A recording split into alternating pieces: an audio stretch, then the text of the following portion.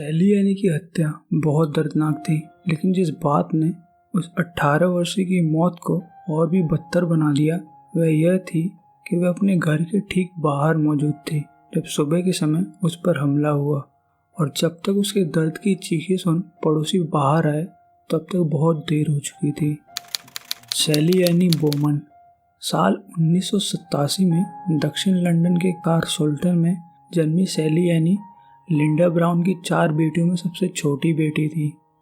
शैली ने the ब्रिट school में आर्ट्स की पढ़ाई की और फिर कई जगहों पर पार्ट टाइम नौकरियां भी की। पढ़ाई के बाद कैरियर बनाने के लिए उन्होंने मॉडलिंग को अपना पैशन चुना। 6 फीट हाइट, खूबसूरत चेहरे और कॉम्पिटिटिव स्किल्स की वजह से उन्होंने मॉडलिंग और सिंगिंग की दुनिया में अपनी अलग पहचान बना ली थी। थोड़े ही समय में वो काफ़ी मशहूर हो गई थी, पर कहते हैं ना, बुरा वक्त बोल कर नहीं आता। ज़िंदगी में कब किसके साथ क्या दुर्घटना हो जाए कोई बता नहीं सकता। 24 सितंबर 2005 को शनिवार का दिन था और बाकी सभी 18 साल के बच्चों की तरह शैली और उसकी बड़ी बहन एक लंबे सप्ताह के बाद शहर में नाइट आउट का प्लान बना रहे थे। नाइट आउट के लिए उन्होंने लॉयड्स बार क्राइडन हाई स्ट्रीट को चुना। बार में पहुंचकर सभी फ्रेंड्स ड्रिंक कर रहे थे और सब अच्छा टाइम स्पेंड कर रहे थे, लेकिन पार्टी करते हुए अब रात के 1 बज चुके थे और शैली घर जाने के लिए तैयार थी। बार से निकलकर वह अपने एक दोस्त को उसके घर तक छोड़ने के लिए कैब का इंतज़ार करने लगी। अपने दोस्त को घर छोड़ने के बाद शैली ने अपने एक्स बॉयफ्रेंड लुइस को कॉल किया ताकि वह उसे उसकी कार में घर छोड़ सके। लुइस उस समय किंगस्टन शहर के द वर्क्स नाइट क्लब में अपने दोस्तों के साथ पार्टी कर रहा था। शैली का कॉल आने के बाद वह तुरंत उसके पास पहुंच गया और करीब 2:30 बजे लुइस ने उसे अपनी कार में बिठाया और वापस घर की ओर चलने लगा। बीच रास्ते में दोनों के बीच उनके रिलेशनशिप को लेके बहस होने लगी कि किसकी गलती की वजह से उनका रिलेशनशिप खत्म हुआ और कैसे दोनों ने एक ही दूसरे को चीट किया था। इस घटना को याद कर लुइस कहता है कि उसने सोचा था कि शैली उस रात दूसरे लड़कों के साथ थी और शैली भी यही सोच रही थी कि मैं लड़कियों के साथ पार्टी कर रहा था। इसके ऊपर भी हम दोनों में चीखना चिल्लाना हुआ, पर यह चीख पुकार इतनी तेज नहीं थी कि किसी ने कार के बाहर हमारी बातें सुनी होंगी। लड़ाई के बाद हम दोनों नॉर्मल हो गए थे और शैली नहीं चाहती थी कि मैं घर जाऊं। वह मुझे अपने साथ रुकने के लिए बोलने लगी और हम फिर बहस करने लगे। कुल मिलाकर जब हम शैली के घर पहुंचे तब से लगभग 1.5 से 2 घंटे तक ये सब चलता रहा। तंग आकर लुइस ने अपने कार का दरवाज़ा खोल शैली को जाने के लिए कहा, पर वह मना कर रही थी। फिर लुइस खुद भी कार से बाहर आ जाता है और शैली को कार में से निकलने को बोलता है। इसके बाद शैली यानी कार से बाहर निकलती है और अपना हैंडबैग उठाकर फिर से एक बार लुइस को रुकने के लिए रिक्वेस्ट करती है, पर लुइस नहीं मानता है। वह अपनी कार में बैठ जाता है और शैली को उसके घर में जाने के लिए बोलता है। लुइस कहता है कि आखिरी बार जब उसने शैली को देखा था तो वह अपने गार्डन से होते हुए अपने घर की तरफ जा रही थी और इसके बाद वह अपनी कार को ड्राइव करके वहाँ से चला आता है। लगभग 4:30 बज रहे थे जब शैली अपने घर की तरफ जा रही होती है, लेकिन घर में घुसने से पहले ही एक हमलावर उसे पकड़ लेता है और ताबड़तोड़ उस पर कई बार चाकू से हमला करने लग जाता है। इस हमले से शैली दर्द से तड़पने लगती है और मदद के लिए रोने चीखने लगती है। उस रात शैली यानी की चीखें उसके पड़ोसियों ने सुनी, लेकिन किसी ने भी बाहर जाके ये जानने की कोशिश नहीं की कि कौन रो रहा है। कई बार चाकू के हमले और ज़्यादा खून बहने के कारण शैली वहीं पर दम तोड़ देती है, पर हमलावर इतना क्रूर होता है कि इसके बाद भी वह रुकता नहीं है। मरने के बाद भी वह शैली की डेड बॉडी के साथ हिंसक बलात्कार करता है। ये सब कुछ हो जाने के बाद पड़ोसियों में से एक व्यक्ति कुछ काम से अपने घर से बाहर निकलता है तो वह देखता है कि एक 18 वर्षीय लड़की उसके घर के दूसरी तरफ खून से लथपथ हालत में ज़मीन पर पड़ी है। इसके बाद तुरंत पुलिस को बुलाया गया और सैली के घर के चारों तरफ घेराबंदी कर दी गई।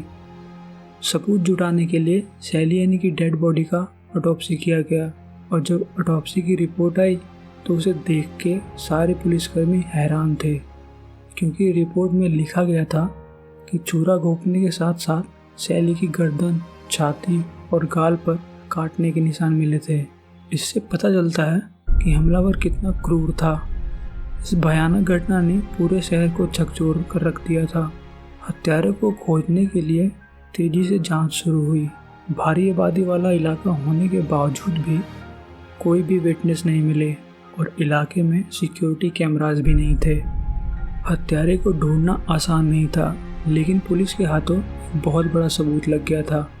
हत्यारे ने एक गलती कर दी थी, उसने अपना डीएनए छोड़ दिया था। सैली यानी कि बॉयफ्रेंड लुइस को शुरुआत में इस मामले में मुख्य संदिग्ध माना गया और उसे सैली की हत्या के लिए गिरफ्तार भी किया गया, क्योंकि जब फ़ोन के रिकॉर्ड्स निकाले गए तो पता चला कि वो सैली को धमकियां देता था कि वो उसके अलावा दूसरे पुरुषों से संबंध ना बनाए। हालांकि जब उसका डीएनए घटनास्थल पर मिले सैंपल से मिलाया गया तो मैच नहीं हुआ और इसलिए उसे 4 दिन बाद छोड़ दिया गया था। सैली यानी की हत्या को लगभग 4 महीने बीत चुके थे और अब जाकर क्रॉयडन में डीएनए की जांच शुरू हुई थी। क्षेत्र में रहने वाले 3,40,000 लोगों में से केवल 800 पुरुषों ने ही अपने डीएनए सैंपल्स दिए। पुलिस को भी इसके अलावा कुछ सूझ नहीं रहा था और धीरे धीरे मामला ठंडा होता जा रहा था। अब फरवरी आ गई थी और 18 वर्षीय सैली की हत्या की जांच में बहुत कम प्रोग्रेस हुई थी और अभी भी सैली के हत्यारे का पर्दाफाश होने में 4 महीने और बचे थे। घटना की रात, सितंबर की उस रात जब सैली ने हाई स्ट्रीट पर लॉयड्स बार में शराब पी थी, उसी रात 2 मील दूरी पर एक और पार्टी चल रही थी। मार्क्स डिक्सी, एक 35 साल का आदमी, उस दिन अपने दोस्तों के साथ अपना जन्मदिन मना रहा था। भारी मात्रा में शराब पीने और ड्रग्स लेने के बाद डिक्सी और उसके दोस्तों ने आखिरकार 2:30 बजे पब छोड़ दिया था और वे सभी एवेंडोल रोड पे एक दोस्त के घर लौट आए, जहाँ पर वह रात में आराम करने के लिए रुक गए थे। घटना के 9 महीने बाद 15 जून को मार्क्स डिक्सी को इंग्लैंड वर्सेस त्रिनिदाद फुटबॉल के मैच पर एक बार में विवाद करने के लिए गिरफ्तार किया गया। पुलिस उस समय तक गिरफ्तार किए गए हर व्यक्ति का डीएनए ले रही थी, चाहे वह अपराध कितना भी छोटा क्यों ना हो। हिरासत में पूछताछ के दौरान डिक्सी एकदम से इमोशनल हो गया और रोने लगता है, पर इस इमोशनल और रोने के पीछे छुपे कारण का पुलिस को बाद में पता चलता है। मार्क्स डिक्सी का डीएनए सैली यानी के डेड बॉडी पर मिले डीएनए से मैच कराया गया और 2 वीक बाद इसका रिजल्ट आ गया। पुलिस के लिए ये एक अच्छी खुशखबरी थी, डीएनए मैच हो गया था। इसके तुरंत बाद बिना देरी किए डिक्सी को गिरफ्तार कर लिया गया। उसकी संपत्ति की जांच हुई। तलाशी के दौरान पुलिस को उसके घर पे सैली यानी की तस्वीरें मिली और कई आपत्तिजनक वीडियो फुटेजेस भी मिली। गिरफ्तार होने पर डिक्सी ने सैली यानी की हत्या के लिए दोषी नहीं होने का दावा किया। इसके बाद कोर्ट में सुनवाई हुई। मुकदमे के दौरान पता चला कि डिक्सी सैली के घर से कुछ दूरी पर ही रहता था और कैसे घटना की रात उसने अपने दोस्तों को बेडरूम में बंद कर दिया था ताकि उन्हें पता ही नहीं चले कि वह उस रात कहाँ गया था। यह भी सामने आया कि उसने सैली के शरीर से अपने डीएनए को मिटाने की कोशिश की थी और इसके लिए उसने पास में इमारत की सीमेंट की मिट्टी का उपयोग किया था। उसने सैली की बॉडी पर काटने के निशान को भी छुपाना चाहा था। बाद की अदालत की पेशियों में उसने माना कि उसने मरने के दौरान सैली यानी के साथ बलात्कार किया था, लेकिन यह स्वीकार करने से इनकार कर दिया कि उसने सैली को मारा था। उसका यह दावा था कि जब वह सैली के घर के पास पहुंचा तो सैली उसे बेहोशी की हालत में मिली थी और इस स्थिति का उसने फ़ायदा उठाया। आखिरकार 22 फरवरी 2008 में दोनों तरफ की दलीलों को सुनने के बाद जज ने डिक्सी को सैली यानी की हत्या का दोषी पाया और उसे आजीवन कारावास की सज़ा सुनाई गई। सज़ा सुनाए जाने के बाद डिटेक्टिव सुपरिटेंडेंट कंडी ने प्रेस से बात करते हुए बताया कि डिक्सी 1993 से 1999 तक ऑस्ट्रेलिया में रह रहा था, जहां पर उसने सैंड्रा नाम की एक प्रेमिका का पीछा किया जिसके साथ उसके 2 बेटे थे। डिक्सी का एक लंबा आपराधिक रिकॉर्ड था जिसमें डकैती, बदसलूकी, अभद्र हमला, एक पुलिस अधिकारी के साथ मारपीट शामिल थी।